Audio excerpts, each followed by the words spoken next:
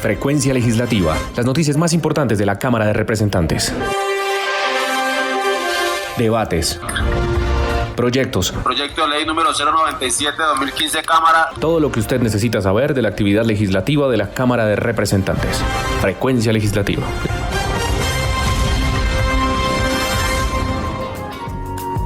Somos la nueva semilla del futuro de la vida. Somos los niños que cantan por la paz y la esperanza. Somos la nueva semilla del futuro de la vida. Somos los niños que cantan por la paz y la esperanza. Dame la mano, vamos todos a soñar con la paz. Dame la mano, vamos todos a soñar con la paz.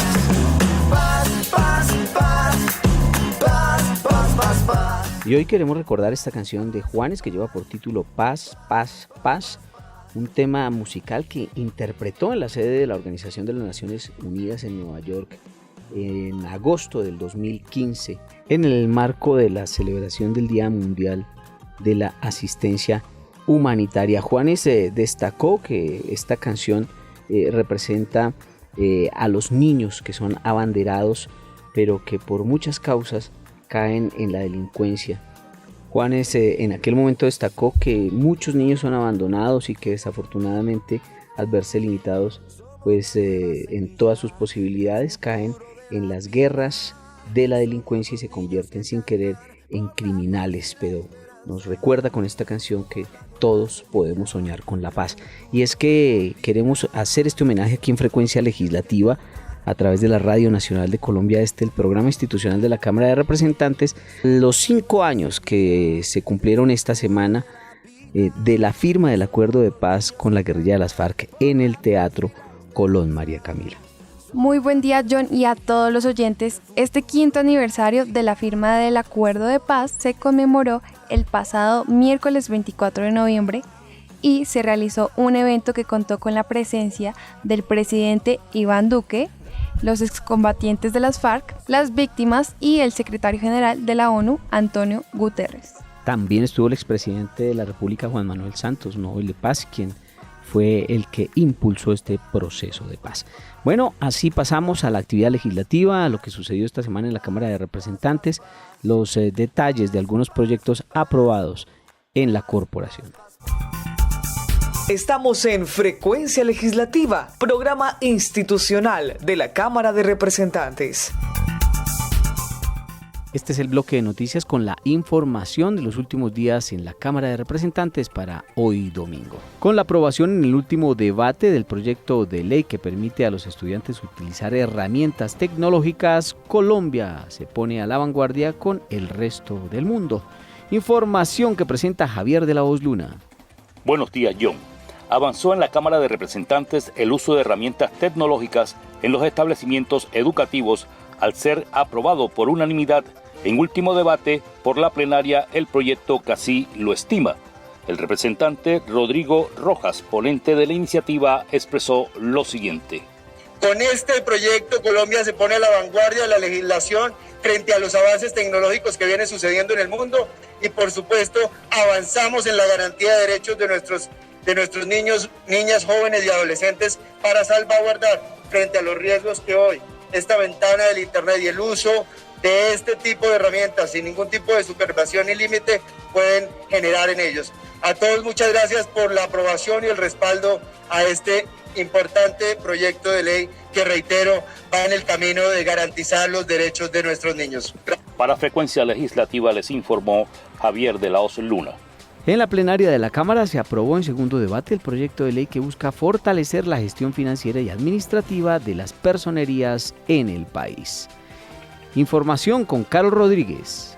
Con este proyecto se fortalecerán las personerías de categoría 3, 4, 5 y 6, ya que ejercen funciones importantes en cada uno de sus territorios. Así lo señaló el coordinador ponente, el representante Óscar Hernán Sánchez León del Partido Liberal.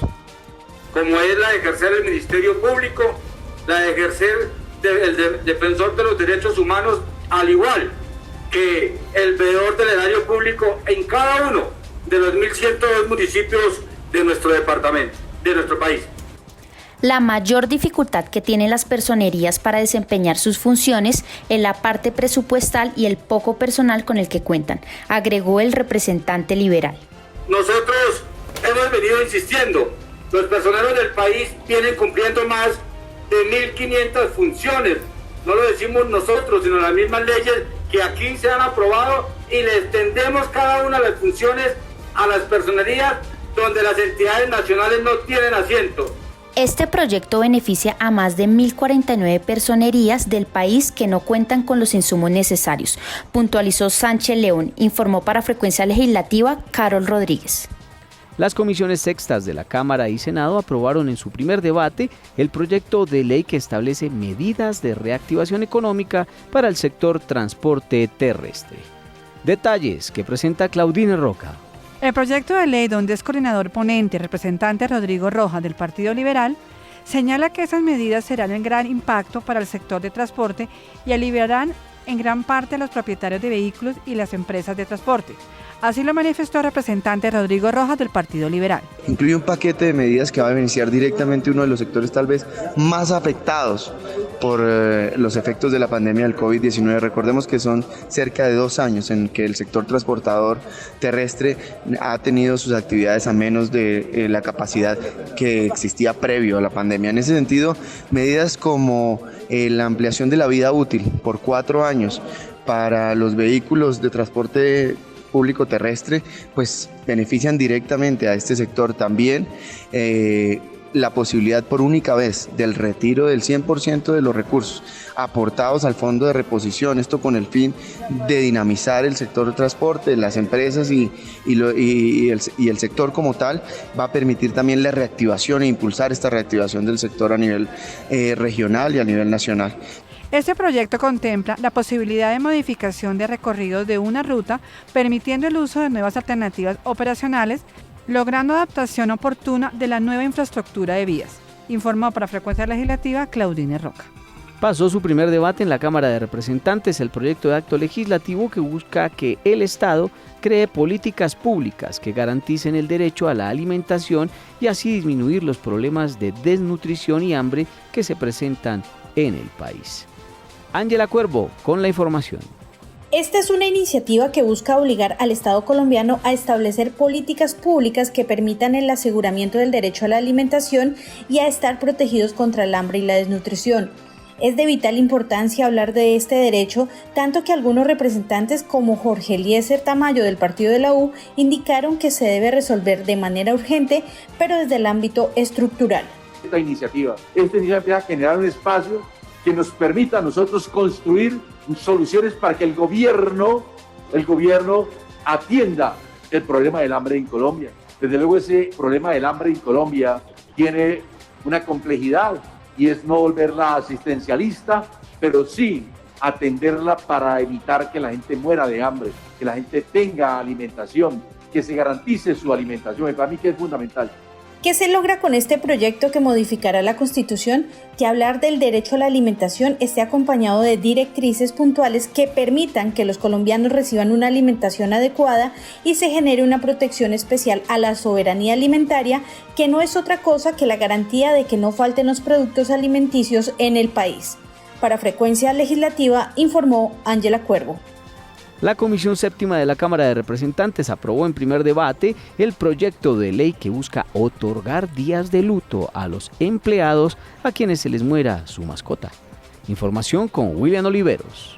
Buenos días, John. Por supuesto, esta semana en la Comisión Séptima de la Cámara de Representantes se aprobó en primer debate este proyecto de ley que busca garantizar que el empleador otorgue al trabajador una licencia de luto por el fallecimiento de su animal de compañía. El representante a la Cámara, Henry Fernando Correal del Partido Liberal, es el ponente de esta propuesta y nos cuenta lo que se pretende con esta iniciativa legislativa. Que el luto por la pérdida o por la muerte de un animal doméstico sea considerado como una causa causal de calamidad doméstica. Por la importancia de este proyecto, se dio paso a una segunda discusión en la plenaria de la Cámara, teniendo en cuenta que la muerte de una mascota para una familia representa una gran pérdida y especialmente para aquellos que dependen de ellas para llevar un estilo de vida normal. En tal sentido, el representante a la Cámara, Henry Fernando Correal, agregó: el luto por la pérdida de un animal doméstico, del cual también queda definido dentro de este proyecto de ley, se tendrá como causal de calamidad doméstica. Esta causal deberá también estar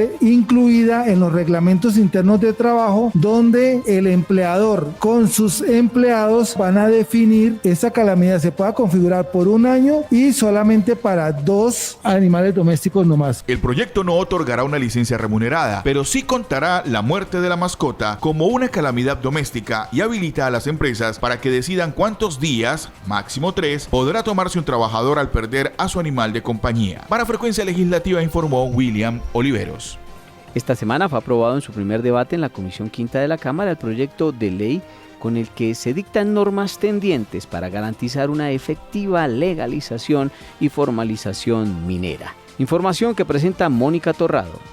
Así es, John. En esta semana el sector minero se ve favorecido con la aprobación de este proyecto, que brinda las herramientas jurídicas, técnicas y financieras que así garantizan una efectiva legalización y formalización minera.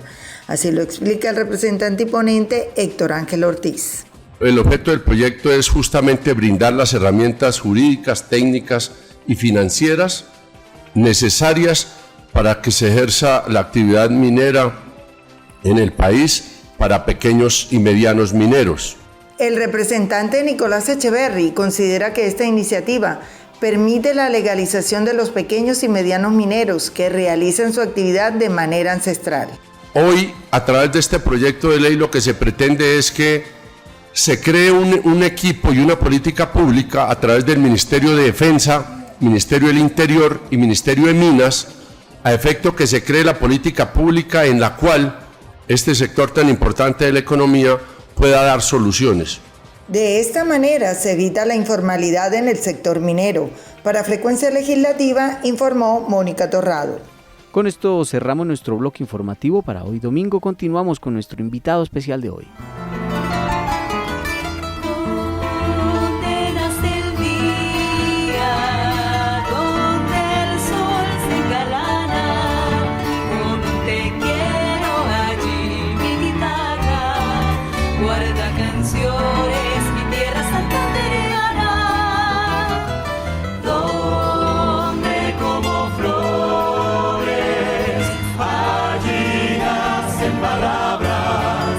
Bueno, nuestro invitado especial en Frecuencia Legislativa con música del Departamento de Santander, que además lo recibimos, es el representante a la Cámara del Partido Comunes, Jairo Cala. Pues hoy la invitación representante de nuevo aquí a los micrófonos de Frecuencia Legislativa es para saludarlo y también recordar los 5 años de la firma del Acuerdo de Paz en el Teatro Colón.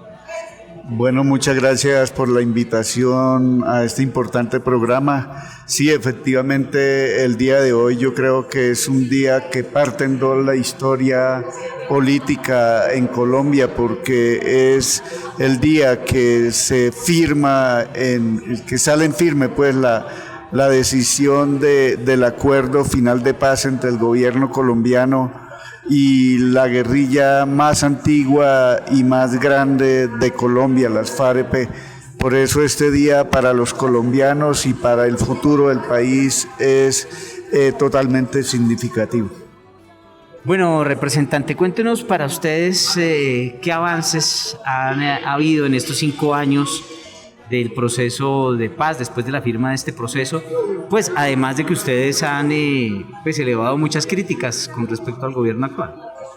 Bueno, no, yo creo que el acuerdo desafortunadamente se firma y sale al escenario nacional en un momento supremamente complejo para el país, en el que se celebra un plebiscito que polariza los ánimos en todo el territorio nacional y queda una fuerza claramente opositora a la puesta en marcha del acuerdo, y esa fuerza se convirtió en gobierno para el periodo de la implementación, y este gobierno podemos decir que no ha tenido la suficiente voluntad política para emprender la puesta en marcha del acuerdo en los 5 puntos, porque el acuerdo y la paz en Colombia no puede verse de manera aislada en cada uno de los puntos. Los datos de la Procuraduría General de la Nación son dicientes. El acuerdo se firma para una temporalidad de 15 años y la Procuraduría en su último informe dice que tiene un retraso de por lo menos 11 años. Entonces, eso nos llevaría al escenario de que nos vamos a demorar más de 25 años en implementar el acuerdo bajo el supuesto de que el nuevo gobierno sí esté comprometido con la paz de Colombia y sí esté dispuesto a producir las transformaciones económicas, sociales y políticas que requiere el país. ¿Qué puntos importantes del acuerdo de paz cree que falta por meterle más el diente, por decirlo de alguna manera? Bueno, yo creo que ahí está el primer punto, el de la reforma rural integral, porque la reforma rural integral tiene como un elemento central la entrega de títulos de propiedad a 7 millones de hectáreas que están en manos de colombianos que las están trabajando y que no poseen la titularidad sobre ellas, pero que contempla también la adquisición por parte del Estado de más de 3 millones de hectáreas para entregarle a la gente que no tiene tierra o que tiene tierra insuficiente. Pero ese es, digámoslo así, el elemento central. El desarrollo del campo requiere planes y programas en materia de salud, de educación, de vivienda, de servicios públicos, en materia de conectividad, que dignifique la vida del campo y que haga del campesino y del trabajo en el campo atractivo para cualquier ciudadano de este país. Por el otro lado, creemos que muy de la mano con este primer punto va el cuarto punto, que es el de la sustitución voluntaria y concertada de los cultivos de uso ilícito, donde ya los mismos Estados Unidos han dicho que la política represiva contra el cultivo los cultivos de uso ilícito y el proceso de tratamiento a los fenómenos del narcotráfico fracasaron en el mundo, y que la única manera de poder resolver ese tema es a través de una solución voluntaria y concertada, y de entender el fenómeno de la adicción como un tema de salud pública, y que en ese sentido el gobierno y el Estado pueda diseñar los programas que contribuyan a resolver ese tema. Y hay un problema supremamente complejo, es cómo resolver el problema del lavado de activos. A Colombia entran montañas de millones de dólares todos los días que desafortunadamente son inmersos en la economía nacional y que por ahí de vez en cuando resulta un escándalo, pero que no hay una efectiva persecución contra los elementos que seguramente incrustados en el Estado facilitan las transacciones comerciales y bancarias para insertar en la economía legal esos dineros mal habidos. Bueno, representante, esperamos que lo que usted dice pues avance el proceso de paz, que si llega un nuevo gobierno pues también se tengan resultados importantes. Pero para terminar quería preguntarle algo relacionado con el proceso de paz, y es ¿cómo ve usted el tema del ELN? ¿Qué pues debería pasar con esta guerrilla con la que aún no se ha logrado una sintonía para sentarse a conversar con el gobierno nacional, pero pues que ya pues también se ha mencionado que hay algunos acercamientos que pues no se ven, ¿no? Bueno, nosotros creemos que muy de la mano con esa problemática está el tema de la reincorporación de los firmantes del acuerdo. Es que el gobierno nacional perdió la oportunidad de convertirse en el gobierno de consolidar la paz en Colombia. Y para consolidar la paz en Colombia necesariamente hay que completarla. Y completarla significa establecer una ruta seria de diálogo con el ELN que culmine con un proceso de reincorporación a la vida civil en el marco de la legalidad y una ruta que permita el sometimiento de los grupos derivados del paramilitarismo. Y en esa dirección han dado un pésimo ejemplo al no facilitar el proceso de reincorporación de los firmantes del acuerdo. Hoy, los 13.000 firmantes del acuerdo tenemos una inestabilidad económica, jurídica y política porque este gobierno no ha querido facilitar las condiciones para que los firmantes del acuerdo puedan tener acceso a la vida laboral. Por último, el representante del gobierno dice que va a tener acercamientos con el ELN, pero si muestran voluntad, es decir, que dejen el secuestro y que dejen de atentar con la infraestructura y contra la gente del país. Bueno, indudablemente el secuestro es una de las acciones en las que nosotros incurrimos que son supremamente graves, desdeñables de la condición humana, que degradan la condición humana, y en ese sentido pues nosotros sí creemos que es necesario que se pueda avanzar en unas medidas que permitan ir desescalando el conflicto, y en ese desescalamiento del conflicto pues seguramente el gobierno le pondrá sus condiciones al ELN, y seguramente el ELN y cualquier otro actor armado también tendrá sus observaciones frente al gobierno, porque la manera como se enfrenta por parte del Estado la protesta social tampoco son los métodos adecuados. Entonces aquí tiene que ser un proceso de desescalamiento del conflicto de parte y parte para que se pueda haber un ambiente de tranquilidad para poder pensar en un proceso que conduzca a la paz con estos grupos al margen de la ley. Bueno, representante, muchas gracias por estar aquí con nosotros. Siempre buscamos algo de música para el final. ¿Qué música es la que le gusta a usted? La provincia comunera con el maestro José A. Morales es un ejemplo de folclore y de cultura en Colombia. ¿Y cuál canción? Ayer me echaron del pueblo, por ejemplo, es un himno en Colombia. Ayer me echaron del pueblo porque me negué a firmar la sentencia que el alcalde halló mío pude implantar, porque tuve con mi mano al patrón que castigar. Pero no es que a usted lo hayan echado al pueblo. Bueno, no me echaron, pero sí, por un tiempito. Gracias, ese representante Jairo Cala aquí en Frecuencia Legislativa nos deja José A. Morales. Ayer me echaron del pueblo. Bueno, muchas gracias a usted y a Frecuencia Legislativa.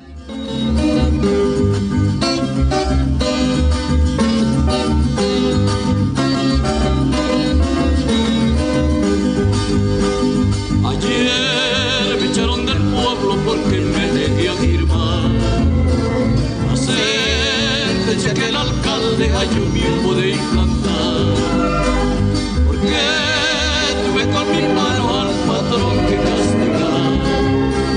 Cuando quiso a mi familia llegármela y respetar.